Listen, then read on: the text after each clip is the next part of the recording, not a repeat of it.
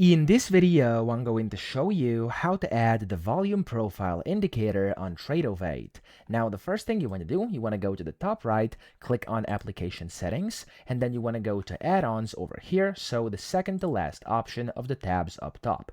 Then from here, you want to scroll down, and you can find free indicators, okay? So where you can see free indicators, you want to activate these by clicking Activate, and then you have to log out and log back in to be able to start using this. So go to the top, click on your account, and click on Log Out.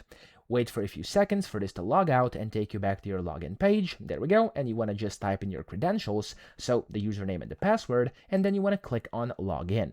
Now, whenever you do this, it's going to take a few seconds for you to log in. I'm going to go to the simulation mode over here, and now I'll be able to show you how to actually do this. So there we go. This has now been applied.